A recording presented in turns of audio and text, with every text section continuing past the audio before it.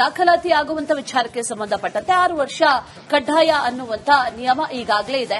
ಆದರೆ ಒಂದಷ್ಟು ಕೂಗುಗಳು ಕೇಳಿ ಬರ್ತಾ ಇರೋದು, ಇದಕ್ಕೊಂದಷ್ಟು ವಿನಾಯಿತಿ ಕೊಡಿ ಅನ್ನುವಂತ ವಿಚಾರದಲ್ಲೂ ಕೂಡ ಮಾತುಗಳು ಕೇಳಿ ಬಂದಿತ್ತು, ಚರ್ಚೆಗಳು ಕೂಡ ಆಗಿತ್ತು. ಅದೇ ವಿಚಾರಕ್ಕೆ ಸಂಬಂಧಪಟ್ಟಂತೆ ರಿಪಬ್ಲಿಕ್ ಕನ್ನಡ ಈಗಾಗಲೇ ಸರಣಿ ವರದಿಗಳನ್ನ ಪ್ರಸಾರ ಮಾಡಿತು. ಆ ವರದಿಯ ನಂತರದಲ್ಲಿ ಮಕ್ಕಳ ಆಯೋಗ ಈಗ ಅಲರ್ಟ್ ಆಗಿದೆ. ಮಕ್ಕಳ ಆಯೋಗದಲ್ಲಿ ಸ್ವಯಂ ಪ್ರೇರಿತ ದೂರು ಕೂಡ ಈಗ ದಾಖಲಾಗಿದೆ. ಶಾಲಾ ಶಿಕ್ಷಣ ಮತ್ತು ಸಾಕ್ಷರತಾ ಇಲಾಖೆಯ ಪ್ರಧಾನ ಕಾರ್ಯದರ್ಶಿಗೆ ಪತ್ರವೊಂದನ್ನು ಬರೆದಿದ್ದಾರೆ. ಮಗು ತನ್ನ ಶೈಕ್ಷಣಿಕ ಹಕ್ಕಿನಿಂದ ವಂಚಿತವಾಗಬಾರದು, ಆ ನಿಟ್ಟಿನಲ್ಲಿ ಸೂಕ್ತ ಕ್ರಮವನ್ನು ಕೈಗೊಳ್ಳಿ ಅಂತ ಮನವಿಯನ್ನ ಮಾಡಲಾಗಿದೆ. 6 ವರ್ಷ ಪೂರ್ಣಗೊಂಡಂತ ಮಕ್ಕಳನ್ನ ಮಾತ್ರ 1ನೇ ತರಗತಿಗೆ ಸೇರ್ಪಡೆ ಮಾಡಿಕೊಳ್ಳಲಾಗುತ್ತೆ ಅನ್ನುವಂತ ಒಂದು ಆದೇಶ. ಈ ಆದೇಶದಿಂದ ಸಾಕಷ್ಟು ಮಕ್ಕಳು ವಂಚಿತರಾಗ್ತಾರೆ, ಮುಂದಿನ ವರ್ಷ ಓದಬೇಕಾಗುತ್ತೆ.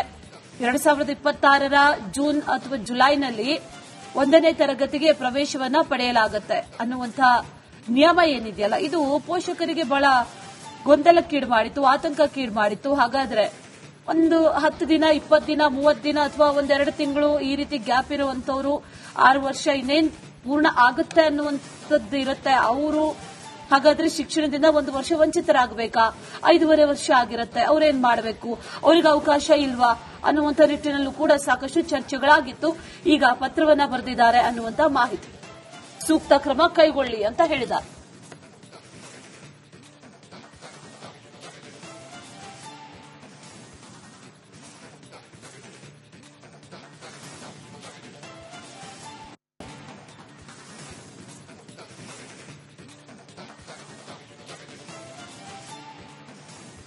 ದಾಖಲಾತಿ ಆಗುವಂತ ವಿಚಾರಕ್ಕೆ ಸಂಬಂಧಪಟ್ಟಂತೆ 6 ವರ್ಷ ಕಡ್ಡಾಯ ಅನ್ನುವಂತ ನಿಯಮ ಈಗಾಗಲೇ ಇದೆ.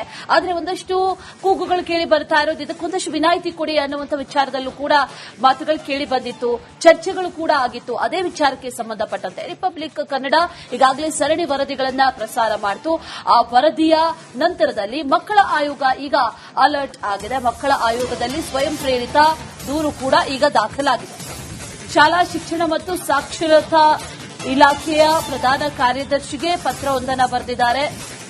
ಮಗು ತನ್ನ ಶೈಕ್ಷಣಿಕ ಹಕ್ಕಿನಿಂದ ವಂಚಿತವಾಗಬಾರದು, ಆ ನಿಟ್ಟಿನಲ್ಲಿ ಸೂಕ್ತ ಕ್ರಮವನ್ನು ಕೈಗೊಳ್ಳಿ ಅಂತ ಮನವಿಯನ್ನ ಮಾಡಲಾಗಿದೆ. 6 ವರ್ಷ ಪೂರ್ಣಗೊಂಡಂತ ಮಕ್ಕಳನ್ನ ಮಾತ್ರ 1ನೇ ತರಗತಿಗೆ ಸೇರ್ಪಡೆ ಮಾಡಿಕೊಳ್ಳಲಾಗುತ್ತೆ ಅನ್ನುವಂತ ಒಂದು ಆದೇಶ. ಈ ಆದೇಶದಿಂದ ಸಾಕಷ್ಟು ಮಕ್ಕಳು ವಂಚಿತರಾಗ್ತಾರೆ, ಮುಂದಿನ ವರ್ಷ ಓದಬೇಕಾಗುತ್ತೆ. 2026ರ ಜೂನ್ ಅಥವಾ ಜುಲೈನಲ್ಲಿ 1ನೇ ತರಗತಿಗೆ ಪ್ರವೇಶವನ್ನ ಪಡೆಯಲಾಗುತ್ತೆ ಅನ್ನುವಂಥ ನಿಯಮ ಏನಿದೆಯಲ್ಲ, ಇದು ಪೋಷಕರಿಗೆ ಬಹಳ ಗೊಂದಲಕ್ಕೀಡು ಮಾಡಿತ್ತು, ಆತಂಕಕ್ಕೀಡು ಮಾಡಿತ್ತು. ಹಾಗಾದ್ರೆ ಒಂದು 10 ದಿನ, 20 ದಿನ, 30 ದಿನ ಅಥವಾ 1-2 ತಿಂಗಳು ಈ ರೀತಿ ಗ್ಯಾಪ್ ಇರುವಂತವರು 6 ವರ್ಷ ಇನ್ನೇನ್ ಪೂರ್ಣ ಆಗುತ್ತೆ ಅನ್ನುವಂಥದ್ದು ಇರುತ್ತೆ. ಅವರು ಹಾಗಾದ್ರೆ ಶಿಕ್ಷಣದಿಂದ 1 ವರ್ಷ ವಂಚಿತರಾಗಬೇಕಾ? 5.5 ವರ್ಷ ಆಗಿರುತ್ತೆ, ಅವ್ರೇನ್ ಮಾಡಬೇಕು? ಅವರಿಗೆ ಅವಕಾಶ ಇಲ್ವಾ ಅನ್ನುವಂಥ ನಿಟ್ಟಿನಲ್ಲೂ ಕೂಡ ಸಾಕಷ್ಟು ಚರ್ಚೆಗಳಾಗಿತ್ತು. ಈಗ ಪತ್ರವನ್ನ ಬರೆದಿದ್ದಾರೆ ಅನ್ನುವಂಥ ಮಾಹಿತಿ. ಸೂಕ್ತ ಕ್ರಮ ಕೈಗೊಳ್ಳಿ ಅಂತ ಹೇಳಿದ್ದಾರೆ.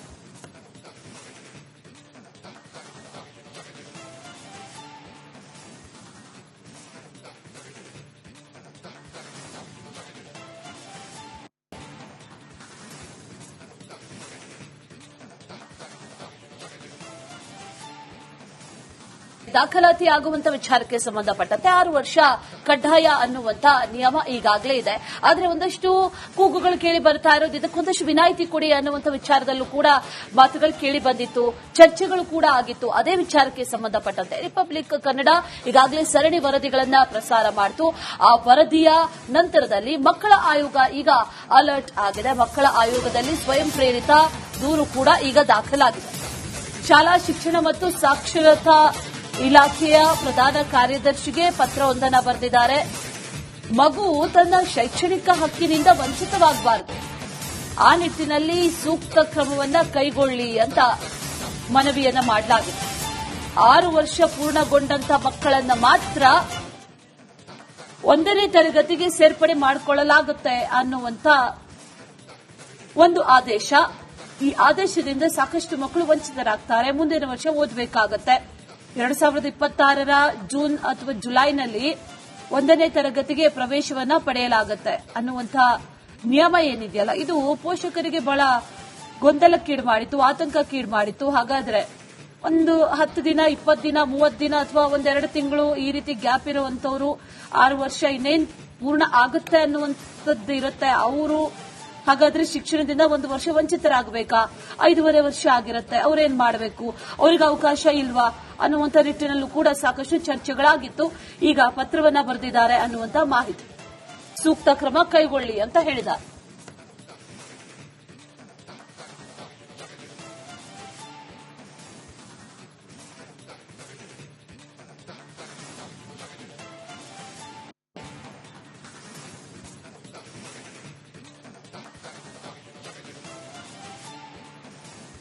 ದಾಖಲಾತಿ ಆಗುವಂತ ವಿಚಾರಕ್ಕೆ ಸಂಬಂಧಪಟ್ಟಂತೆ 6 ವರ್ಷ ಕಡ್ಡಾಯ ಅನ್ನುವಂತ ನಿಯಮ ಈಗಾಗಲೇ ಇದೆ.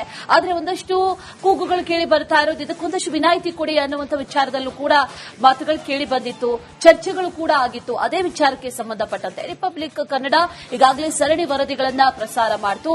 ಆ ವರದಿಯ ನಂತರದಲ್ಲಿ ಮಕ್ಕಳ ಆಯೋಗ ಈಗ ಅಲರ್ಟ್ ಆಗಿದೆ. ಮಕ್ಕಳ ಆಯೋಗದಲ್ಲಿ ಸ್ವಯಂ ಪ್ರೇರಿತ ದೂರು ಕೂಡ ಈಗ ದಾಖಲಾಗಿದೆ. ಶಾಲಾ ಶಿಕ್ಷಣ ಮತ್ತು ಸಾಕ್ಷರತಾ ಇಲಾಖೆಯ ಪ್ರಧಾನ ಕಾರ್ಯದರ್ಶಿಗೆ ಪತ್ರವೊಂದನ್ನು ಬರೆದಿದ್ದಾರೆ. ಮಗು ತನ್ನ ಶೈಕ್ಷಣಿಕ ಹಕ್ಕಿನಿಂದ ವಂಚಿತವಾಗಬಾರದು, ಆ ನಿಟ್ಟಿನಲ್ಲಿ ಸೂಕ್ತ ಕ್ರಮವನ್ನ ಕೈಗೊಳ್ಳಿ ಅಂತ ಮನವಿಯನ್ನ ಮಾಡಲಾಗಿದೆ. 6 ವರ್ಷ ಪೂರ್ಣಗೊಂಡಂತ ಮಕ್ಕಳನ್ನ ಮಾತ್ರ 1ನೇ ತರಗತಿಗೆ ಸೇರ್ಪಡೆ ಮಾಡಿಕೊಳ್ಳಲಾಗುತ್ತೆ ಅನ್ನುವಂತ ಒಂದು ಆದೇಶ. ಈ ಆದೇಶದಿಂದ ಸಾಕಷ್ಟು ಮಕ್ಕಳು ವಂಚಿತರಾಗ್ತಾರೆ, ಮುಂದಿನ ವರ್ಷ ಓದಬೇಕಾಗತ್ತೆ.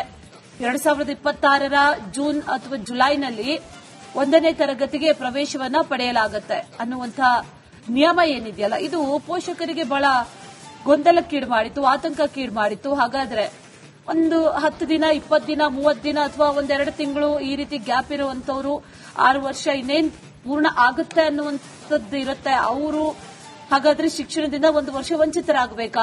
5.5 ವರ್ಷ ಆಗಿರುತ್ತೆ, ಅವ್ರೇನ್ ಮಾಡಬೇಕು? ಅವ್ರಿಗೆ ಅವಕಾಶ ಇಲ್ವಾ ಅನ್ನುವಂಥ ನಿಟ್ಟಿನಲ್ಲೂ ಕೂಡ ಸಾಕಷ್ಟು ಚರ್ಚೆಗಳಾಗಿತ್ತು. ಈಗ ಪತ್ರವನ್ನ ಬರೆದಿದ್ದಾರೆ ಅನ್ನುವಂಥ ಮಾಹಿತಿ. ಸೂಕ್ತ ಕ್ರಮ ಕೈಗೊಳ್ಳಿ ಅಂತ ಹೇಳಿದ್ದಾರೆ.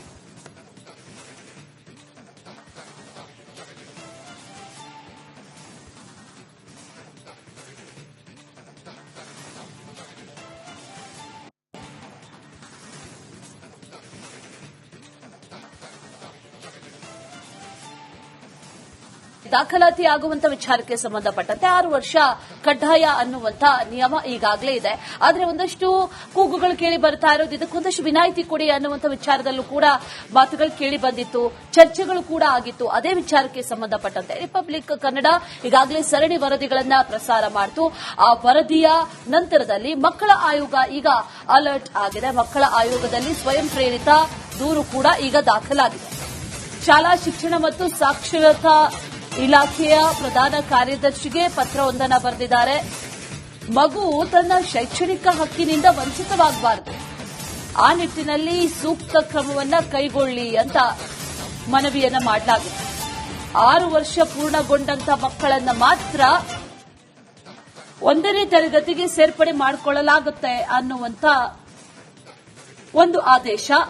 ಈ ಆದೇಶದಿಂದ ಸಾಕಷ್ಟು ಮಕ್ಕಳು ವಂಚಿತರಾಗ್ತಾರೆ, ಮುಂದಿನ ವರ್ಷ ಓದಬೇಕಾಗತ್ತೆ. 2026ರ ಜೂನ್ ಅಥವಾ ಜುಲೈನಲ್ಲಿ 1ನೇ ತರಗತಿಗೆ ಪ್ರವೇಶವನ್ನ ಪಡೆಯಲಾಗುತ್ತೆ ಅನ್ನುವಂಥ ನಿಯಮ ಏನಿದೆಯಲ್ಲ ಇದು ಪೋಷಕರಿಗೆ ಬಹಳ ಗೊಂದಲಕ್ಕೀಡು ಮಾಡಿತ್ತು, ಆತಂಕಕ್ಕೀಡು ಮಾಡಿತ್ತು. ಹಾಗಾದ್ರೆ ಒಂದು 10 ದಿನ, 20 ದಿನ, 30 ದಿನ ಅಥವಾ ಒಂದೆರಡು ತಿಂಗಳು ಈ ರೀತಿ ಗ್ಯಾಪ್ ಇರುವಂತವ್ರು 6 ವರ್ಷ ಇನ್ನೇನ್ ಪೂರ್ಣ ಆಗುತ್ತೆ ಅನ್ನುವಂಥದ್ದು ಇರುತ್ತೆ. ಅವರು ಹಾಗಾದ್ರೆ ಶಿಕ್ಷಣದಿಂದ 1 ವರ್ಷ ವಂಚಿತರಾಗಬೇಕಾ?